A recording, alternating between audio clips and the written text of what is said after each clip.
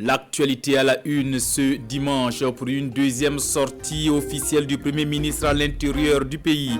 C'est pour Lassina Zerbo un retour aux sources à Tougan dans le Sourou.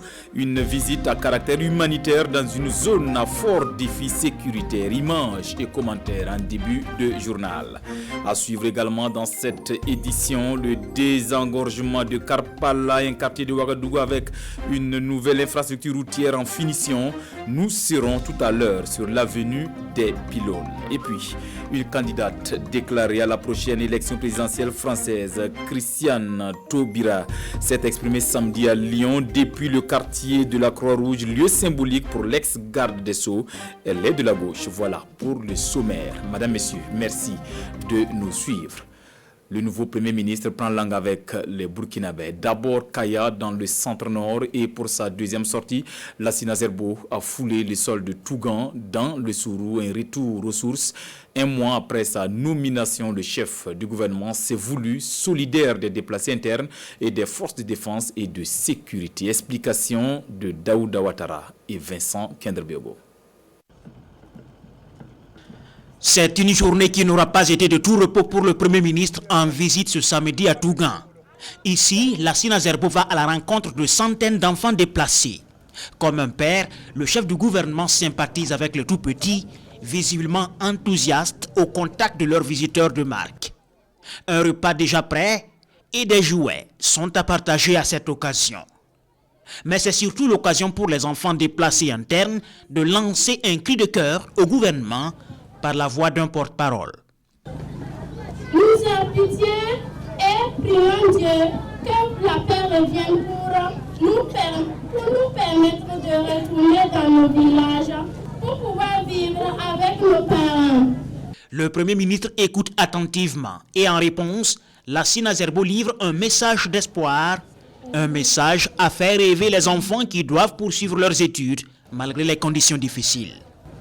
Araïssa, je te souhaite tout le bonheur, que tu réussisses. Tu m'as souhaité la bienvenue. Je sais qu'un jour, tu seras Premier ministre du Burkina Faso.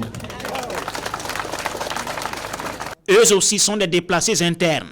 Dans cet établissement secondaire, c'est au tour des collégiens et lycéens de recevoir le Premier ministre. Ils font le constat que le gouvernement fait des efforts en leur faveur, mais qu'il y a encore des défis à relever, notamment l'insuffisance des salles de classe. Lassina Zerbo, assisté de son ministre de l'Action humanitaire, prend note et informe que de nouvelles salles sont attendues grâce à l'appui de la Banque mondiale. Sont en train d'être construites. Après les élèves, le Premier ministre rencontre là les parents. Ils ont fui les localités environnantes pour se réfugier à Tougan. En langue dioula, le chef du gouvernement passe son message de réconfort à ses concitoyens.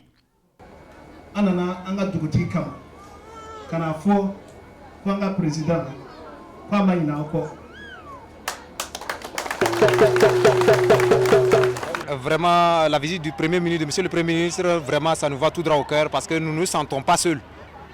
J'ai demandé à Monsieur le Premier ministre, de la part des déplacés, de vraiment ravitailler le grenier de l'action sociale pour satisfaire les déplacés et vraiment créer des AGR. Passé l'étape des visites, l'heure est maintenant aux concertations avec plusieurs délégations qui échangent avec le gouvernement. Ces fonctionnaires qui travaillent de façon décentralisée dans ces zones difficiles-là ont le cœur à l'ouvrage, ont la volonté de servir leur pays.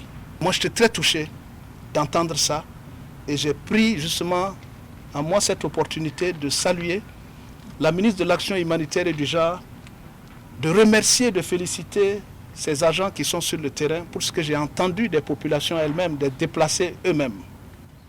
Avec les deux ministres des Armées et de la Sécurité, Lassina Zerbo échange également avec les forces de défense et de sécurité qui forment un bloc derrière le gouvernement pour réussir le défi de la défense et de la sécurisation du territoire national. Le message, il est d'abord venu du général Saint-Poré Aimé. C'est ce message de motivation, de volontarisme, de cohésion entre les différentes forces interarmées, puisqu'il est le ministre des Armées, pour qu'à l'unisson et en synergie, ils puissent avancer et avoir le courage de défendre la patrie, avoir le courage de défendre nos couleurs. Les 6 provinces de la boucle du Moun ont toutes enregistré des déplacements de population dus au terrorisme. Selon les services de l'action humanitaire, Tougan compte environ 12 000 personnes déplacées internes et plus de la moitié sont des élèves. Profitant de l'occasion, le Premier ministre rend visite au bureau local de la Croix-Rouge burkinabé, un partenaire dans l'assistance humanitaire sur le terrain. Après Kaya le 25 décembre dernier, c'est le deuxième voyage officiel de Lassina Zerbo à l'intérieur du pays depuis son accession à la tête du gouvernement burkinabé il y a un mois. Des visites de terrain à caractère humanitaire, mais aussi sécuritaire.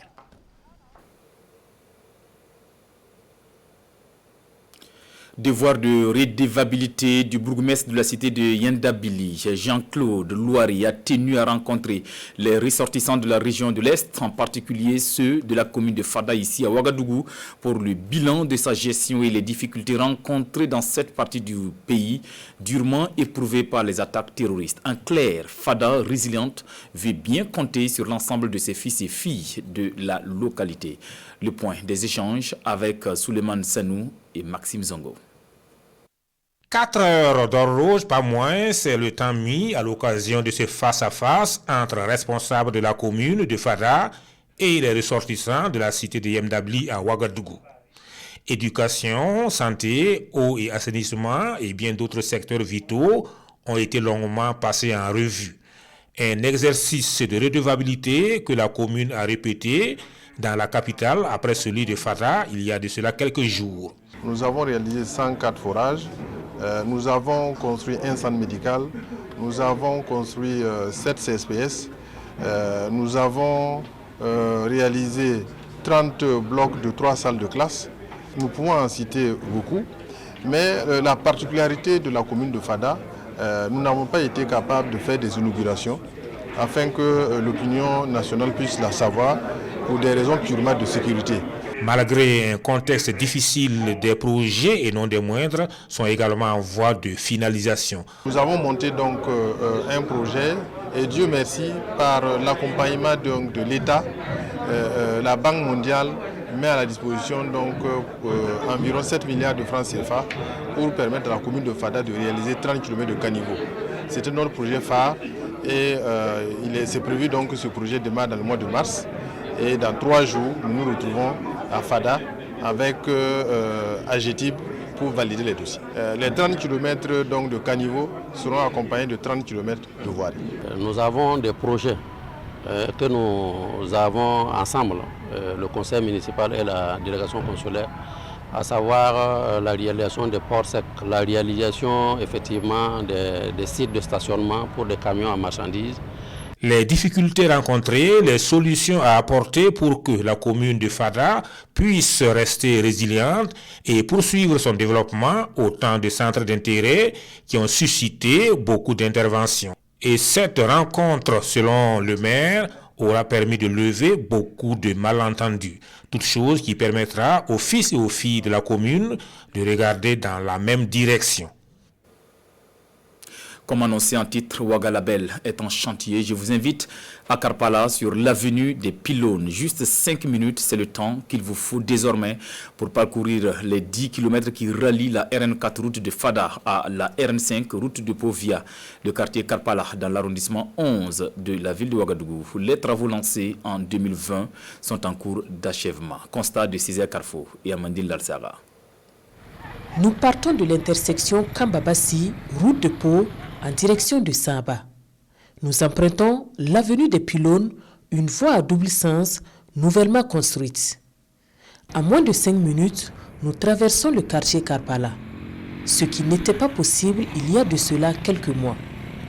Rallier Ouaga 2000 Karpala relevait d'un véritable parcours de combattants. Avant, il fallait peut-être repartir jusqu'au Siao avant d'y aller. Maintenant, on va tout droit. Bon, quelques minutes seulement, on est arrivé. Surtout ce côté qui est pratiquement presque fini.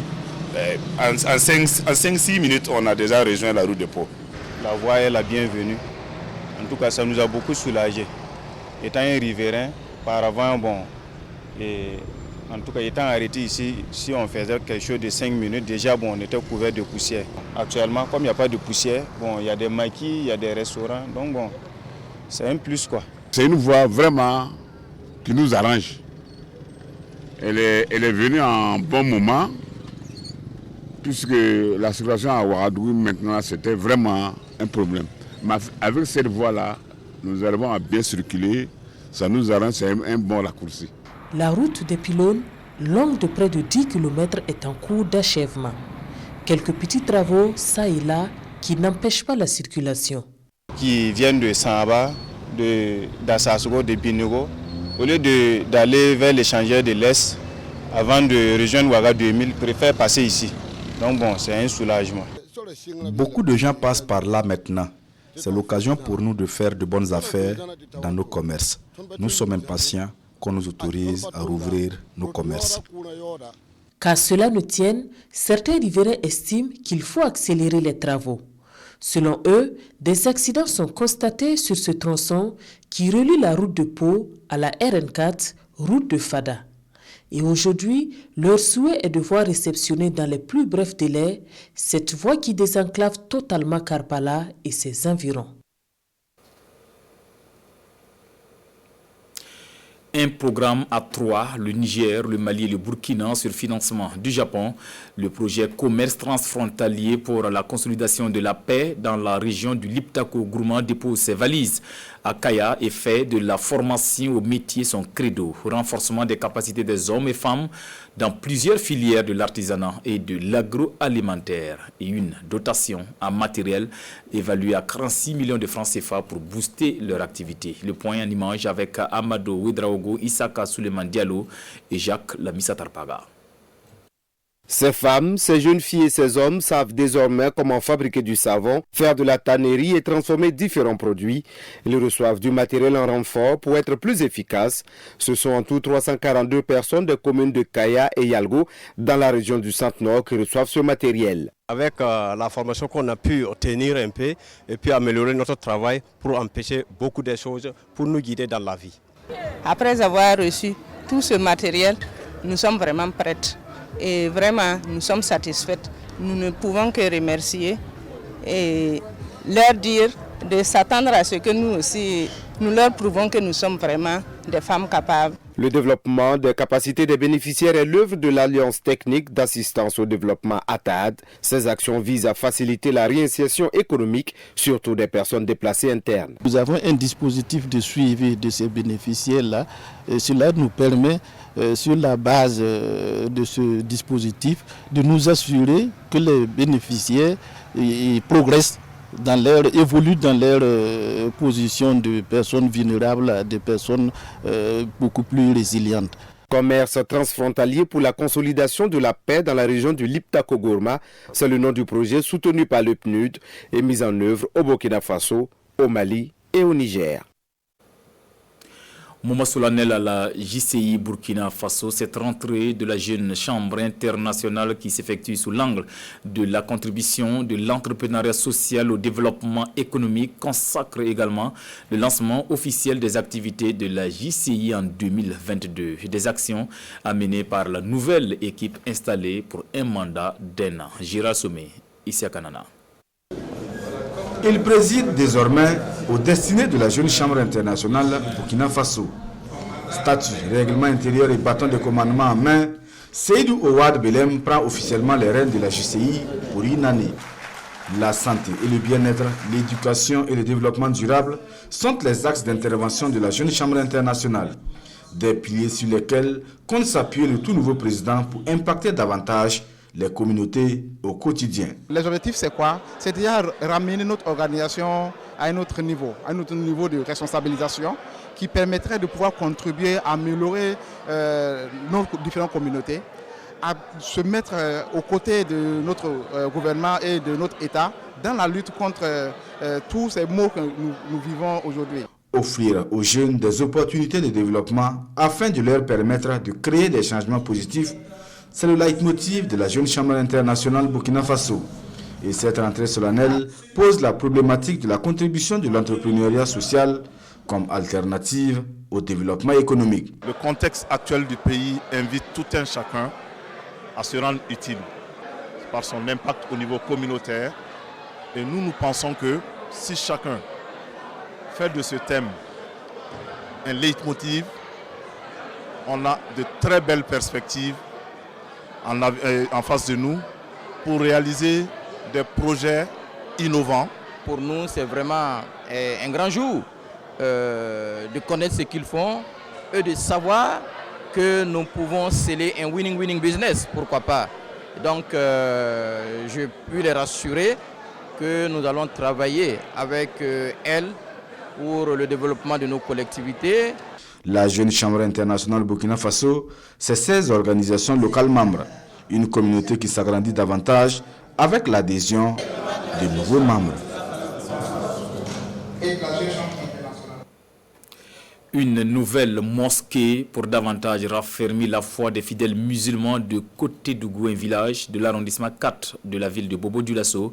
L'infrastructure inaugurée vendredi dernier est équipée de plaques solaires et bien d'autres commodités. Les précisions d'Idrissa Traoré, Siriki Milogo et Karim Sissé.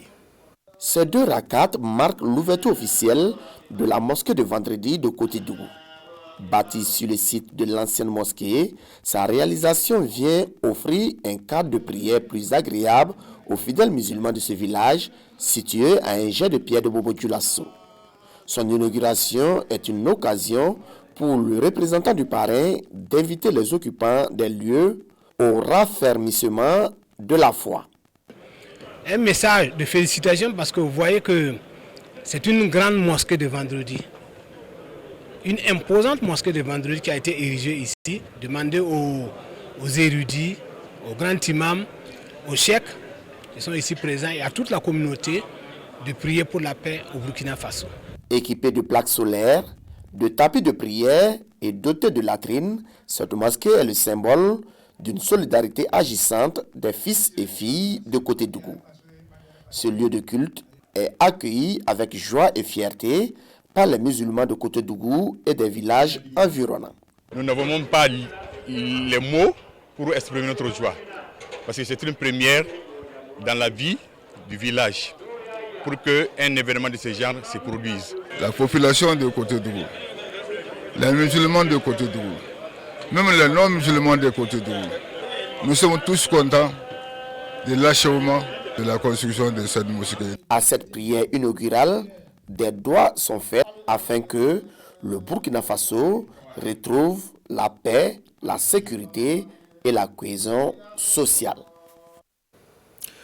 À l'international, depuis Lyon en France, Christiane Taubira, l'ancienne garde des Sceaux, a annoncé hier sa candidature à la présidentielle du 10 avril. Elle entend rallier la gauche pour combattre l'injustice sociale. Regardez. En France, Christiane Taubira a annoncé samedi se lancer officiellement dans la course à l'Elysée, avec pour objectif ambitieux de rassembler une gauche plus que jamais divisée. La désormais candidate a axé son discours sur la jeunesse et la justice sociale dans le quartier de la Croix-Rousse à Lyon. Choix symbolique, c'est ici que les ouvriers de la soie avaient lancé leur révolte au début de l'ère industrielle. Je prends ma part, toute ma part, contre la démoralisation, contre les discours de haine et les propos belliqueux, pour que nous puissions affronter ensemble les anciens périls, c'est-à-dire les risques de dislocation sociale, et aussi les nouveaux défis, la nécessaire et urgente transition écologique. L'ex-garde des Sceaux de François Hollande est connu notamment pour la loi reconnaissant l'esclavage comme un crime contre l'humanité, ainsi que pour l'ouverture du mariage aux couples homosexuels. Elle a annoncé vouloir se soumettre à une primaire populaire devant départager les candidats de gauche. 120 000 personnes se sont déjà inscrites pour voter, mais les principaux concurrents de Christiane Taubira ont pour l'instant tous refusé de s'y soumettre.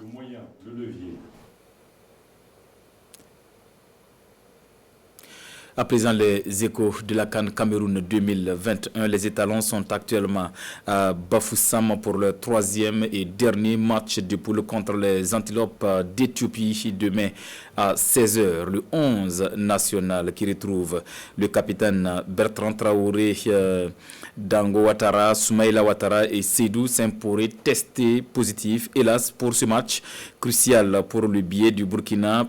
Le Burkina perd son dernier rempart, Hervé Kofi Kwaku, positif au test du Covid-19. Les matchs du jour se poursuivent tout à l'heure à 13h avec Gambie, Mali, suivi de 2 matchs Côte d'Ivoire, Sierra Leone et Mauritanie, Tunisie à 16h. La rencontre Algérie-Guinée à 19h referme la 2e journée des matchs de poule. Voilà pour l'essentiel de l'actualité de cette mi-journée. Merci de votre fidélité au programme de la télévision du Burkina. À bientôt.